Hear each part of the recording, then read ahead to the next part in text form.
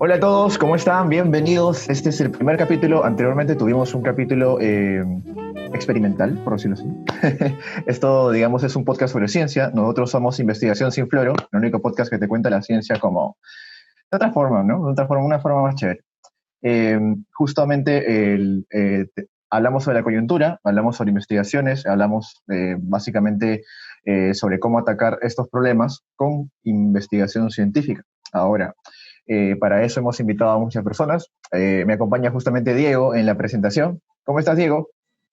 Hola, ¿qué tal? Bienvenidos a este primer episodio de Investigación sin Floro, ese espacio en el que buscamos conversar con investigadores sobre coyunturas, sobre temas importantes que nos interesan, temas que nos afectan también de cierta forma aquí en este espacio, para conversar de forma más coloquial de investigación.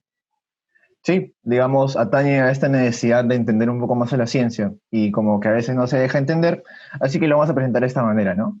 Para el día de hoy nos acompaña Mario Díaz, ¿ok? Él es estudiante de medicina del quinto año, justamente es un investigador, le interesa mucho la farmacología, ha tenido investigaciones en bibliometría, y bien, recibámoslo al gran Mario. ¿Cómo estás, Mario? ¿Qué tal? ¿Cómo están? Muchas gracias. Contento por la invitación. Qué chévere. ¿Qué tal? La primera vez en un podcast, me imagino. Sí, es la primera vez, definitivamente. Bueno, justamente vamos a tocar un tema de que a ti quizá te interesa bastante y que, digamos, ha sido noticia en estos últimos días. Justamente la noticia de Andreas Kalker, que es este mesías, no sé cómo llamarlo, la verdad. Este investigador, bueno, ni siquiera investigador, ¿ya? Porque ahorita vamos a tocar justamente eso, pero bueno, este señor que habla sobre las propiedades del dióxido de cloro, que son, digamos, que son buenos para la salud, que curan el coronavirus, y bueno, un montón de patrañas, ¿no? Por decirlo así. Claro. ¿Cómo te ha caído esta noticia, Mario? Bueno, ciertamente es algo que no se esperaba que llegara a estar hasta estos niveles, ¿no? Es algo que en un primer momento pasó completamente hasta desapercibido y sin embargo con el transcurso y cómo ha ido avanzando la misma pandemia, la gente en un intento de buscar soluciones ha empezado a prestarle demasiada atención a noticias como esta, ¿no? Y ahora, por ejemplo, el tema del momento es lo que tenía que ver con el dióxido de cloro y todas las, todo lo que ofrece, lo que ha intentado ofrecer, ¿no? Prácticamente es un nivel milagroso. Y sí, desde un punto de vista de salud pública es algo que de verdad preocupa, porque no solo implica a la misma población, sino que muchos médicos, mucho personal de salud ya se está dejando influenciar por este tipo de noticias tendenciosas, está perdiendo su objetividad respecto a lo que verdaderamente es esta sustancia y están cayendo literalmente. Sí, es una lástima. ¿Qué tal, Diego? Justamente habíamos revisado al respecto y nos encontramos con varias cosas sorprendentes. Sí, porque, o sea, de hecho no se trata de una noticia tan reciente. De hecho, se habla del dióxido de cloro ya hace bastante más tiempo, meses antes de la pandemia, pero de hecho ha adquirido un nivel de interés mucho mayor dado el temor de la gente y del público en general hacia qué hacer para no infectarme, para contrarrestar la enfermedad o para poder, qué sé yo, protegerme un poco. Y es tanto el temor que la medicinas alternativas con muy poca información científica que las avale, está siendo utilizada como remedios milagrosos. Sí. Medicina como, por ejemplo, bueno, en su momento, ¿no? La ivermectrina, la hidroxicloroquina, tienen nombres, son medicinas experimentales, pero este caso digamos, un poco más perjudicial porque se ha comprobado justamente que daña la salud. Claro.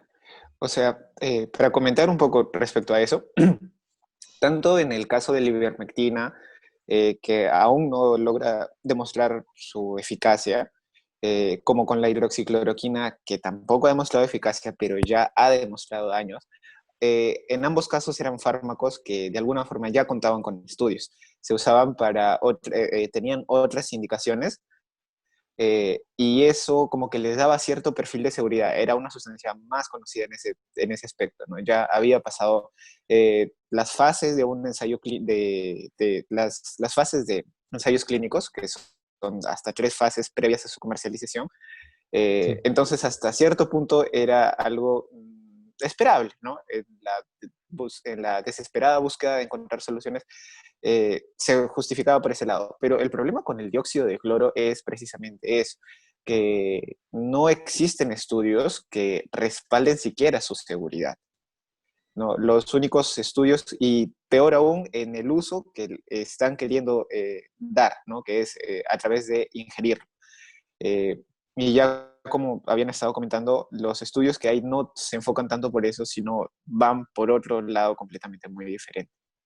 Y esto es algo que si no se toma en cuenta a la hora de tomar decisiones públicas, porque cada vez vemos a más autoridades regionales, locales, que se inclinan por esto, ¿no? Entonces, estamos teniendo un problema que está creciendo cada vez más.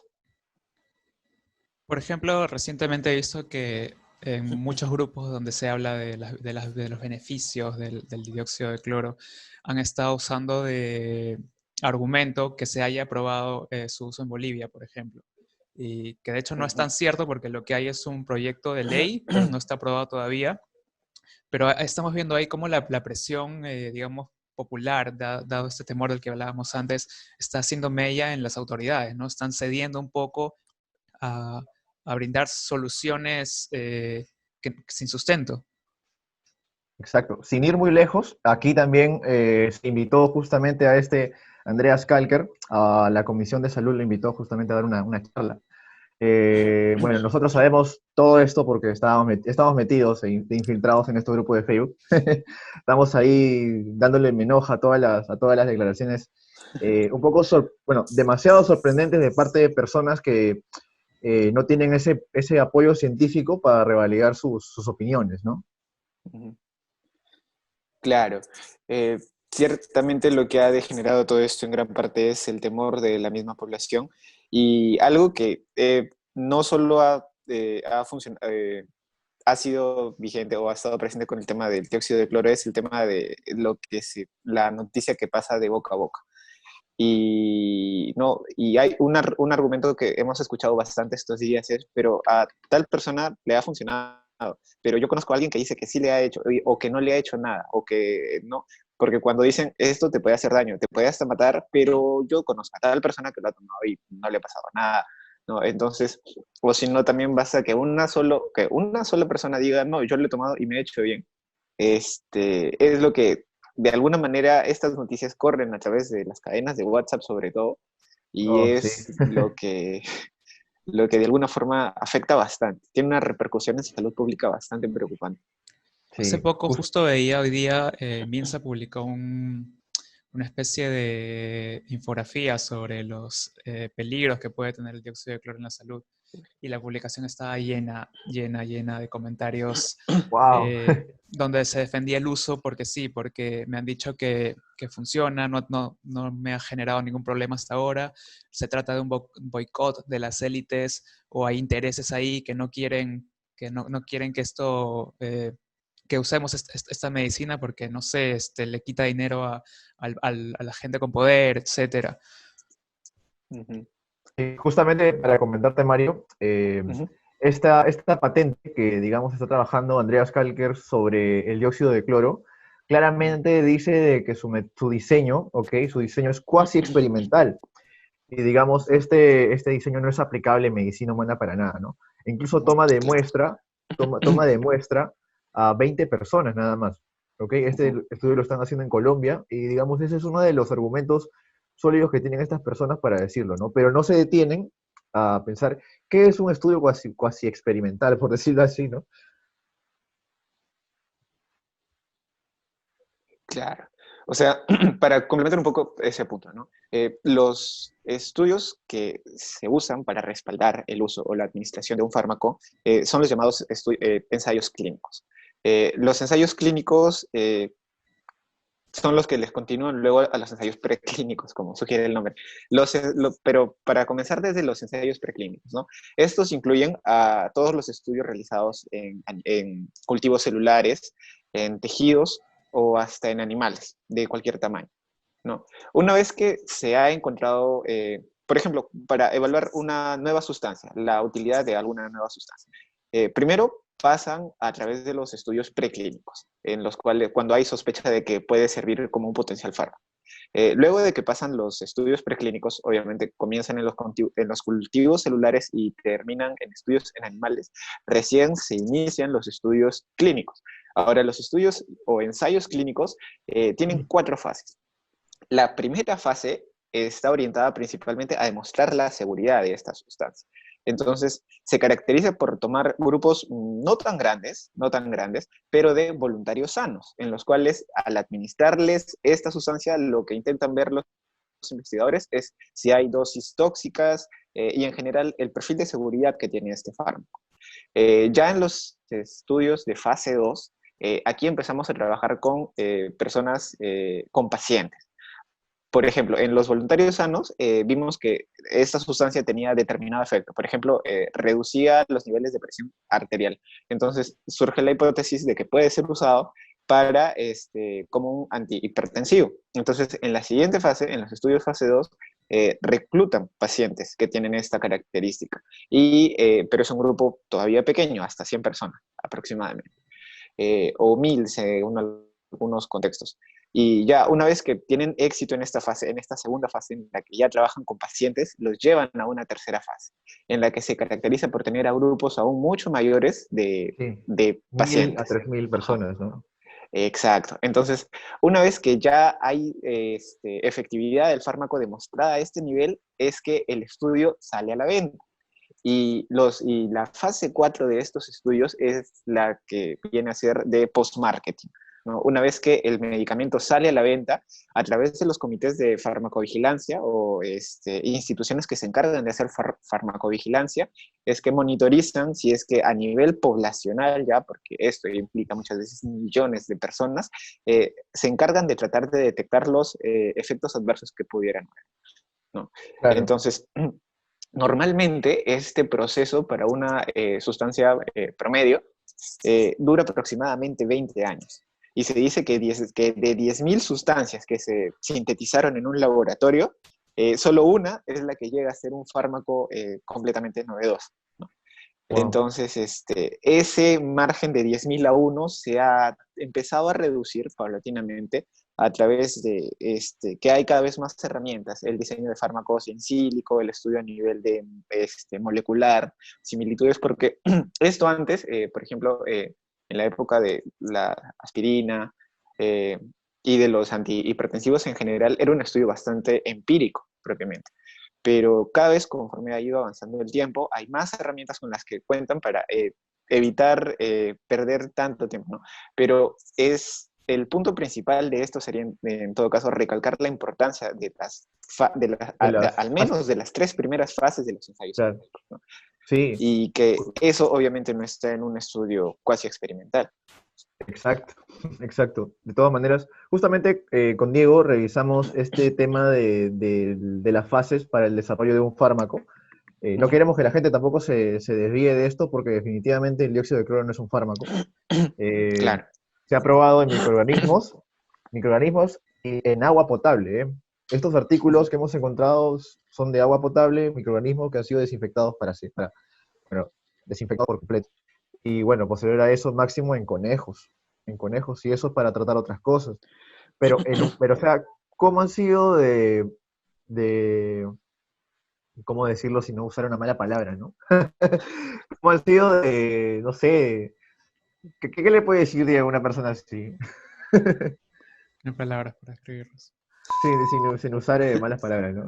¿Cómo han sido, por decirlo así, para saltarse esos pasos, ¿no? Para saltarse esos pasos de no evaluar un grupo considerado de humanos para poder poner a la venta este tipo de sustancias, ¿no? Que, que digamos, compuesta de cloro y agua, ¿no? Y se ha comprobado justamente la gravedad de los daños a la salud. Claro, sí, ciertamente. Y aunque no hay la cantidad de reportes de efectos adversos como haya, hay muchas dudas sobre su seguridad. Y en medicina existe un principio de primum non cere, que es primero no hacer daño. Entonces, si no tenemos la certeza de que una intervención vaya a representar un beneficio significativo para el paciente, esta no debería indicarse. ¿No? Eso Wow. descarta lo que muchas veces hemos visto estos días de hay que darle por si acaso. Muchas veces lo mejor es no hacer nada o no dar nada, pero son muchos los factores que han intervenido para que en esta pandemia haya desesperación por parte de las personas para buscar necesariamente una solución, lo cual hemos visto que puede traer más consecuencias que beneficios. Sí, definitivamente es un peligro para todos nosotros. ¿Qué opinas, Diego? Mira, hasta ahora creo yo que esta investigación que hemos hecho en los grupos de Facebook ha tenido estos resultados. Dato curioso, de hecho lo comentábamos un poco antes de comenzar a grabar el podcast y mucha de esta gente que comparte en estos grupos sobre el dióxido de cloro, en los que supuestamente se conversa sobre sus beneficios, sobre las ventajas para la salud que tendría en teoría mucha de esta gente en realidad, y que acusa de hecho de que al no aprobarse esto es por intereses externos, en realidad tiene intereses directos en caso de se aprobara el uso del dióxido de cloro. Muchos de estos grupos están administrados por gente que de hecho vende estos productos. Andreas Kalker tiene una empresa que se dedica a la comercialización del dióxido de cloro y una larga lista. Claro, en investigación hay algo muy importante que no debe ser ajeno a ninguna investigación y es el tema de la ética. Y la declaración de conflictos de interés. Y ojo, no basta solo con decir yo tengo conflictos de interés por este lado, porque de alguna manera, mm, hasta hace poco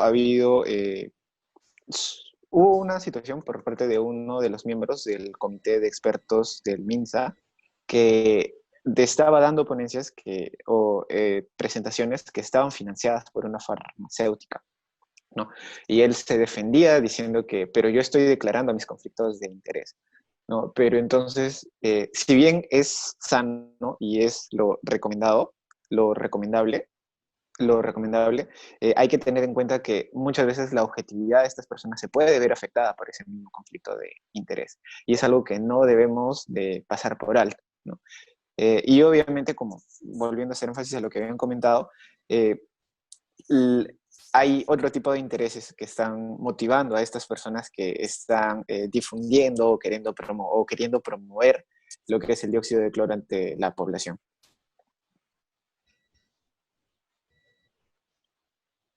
Perdón, el micro, es un poco pesado esto, pero sí, definitivamente estamos ante una realidad que más que nada se vive por la desinformación de la gente, ¿no? Y justamente este problema es porque también la ciencia tiene que dejarse entender a través de sus especialistas.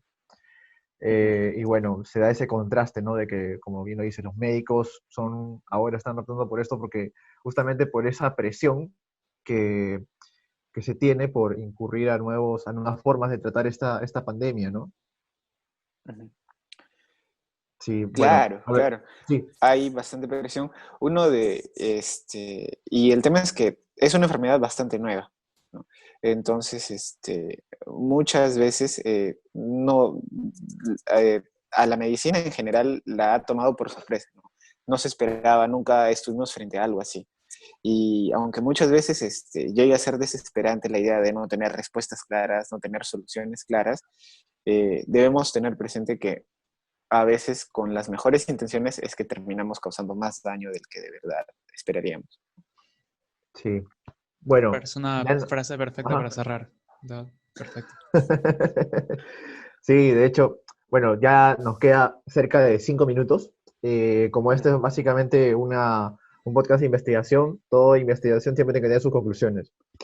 Así que bueno, como conclusión yo puedo decir, por ejemplo, que es importante dar a conocer, es importante también que los medios sepan sobre estas nociones de investigación, porque por ejemplo, con solamente decir de que esto es un estudio cuasi experimental, uno ya descarta esta teoría del dióxido de cloro por justamente la inexactitud de sus resultados.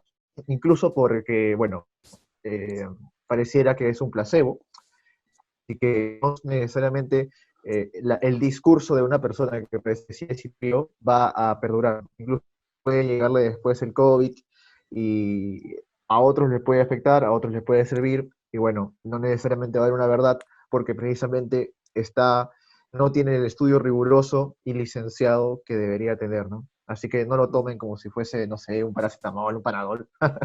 Incluso no se automediquen, ¿no? No se automediquen, es el mensaje. ¿Tú qué puedes decir, Diego, al respecto?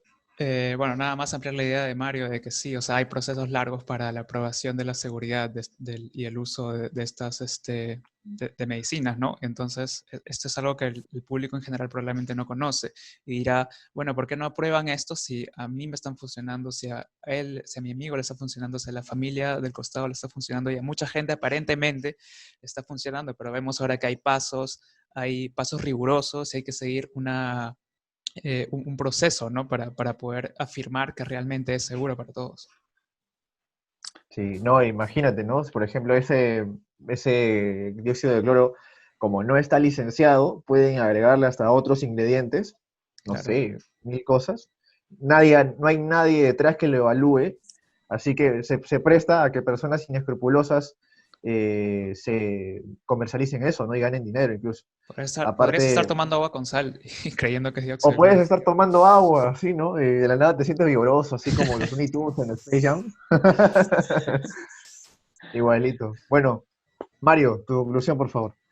Eh, una conclusión sería el tema de que no dejen de ser críticos con toda la información que les llega, ¿no? Mucho hemos visto el tema de las falacias de autoridad, que porque un médico, que porque alguien que dice tener mucha experiencia, que porque viene del extranjero, que porque lo ha publicado en una revista en otro idioma, que porque está publicado en tal base de datos, se toma necesariamente algo por cierto, cuando eso no es lo correcto, ¿no? En estos mismos días, por la pandemia, hemos visto que muchos grandes estudios publicados en revistas de muy alto impacto han retractado sus estudios porque habían dudas sobre temas metodológicos internos, ¿no? Entonces, no dejar de ser críticos, no aceptar todo lo que nos llegue, ya sea por cualquier medio, por Facebook, por comentarios de otras personas, por WhatsApp, siempre tratar de ser críticos y mantener una postura y que esta postura sea constante, ¿no?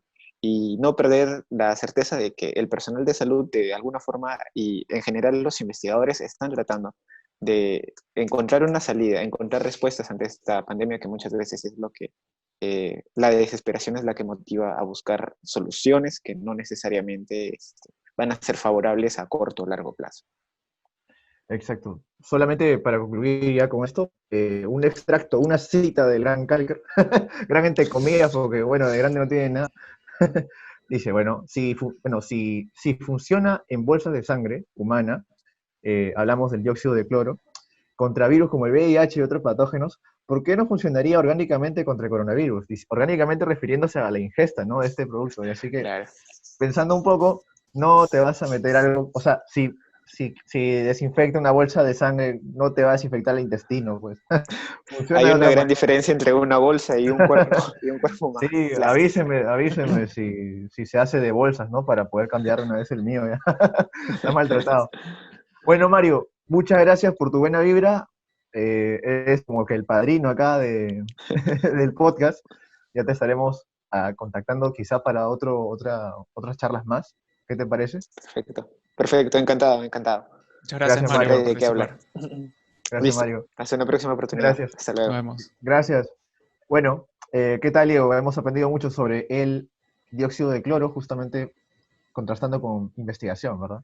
Información bastante relevante porque siempre es interesante saber qué cosa hay detrás de los procesos que creemos tan simples, ¿no? No es que algo cura a un grupo de personas y de pronto ya es funcional para todo el mundo, sino que hay un largo proceso que seguir, riguroso además, y que está en constante investigación. No, nada de la noche a la mañana, nada se confirma y ya está, sino que está en constante evaluación.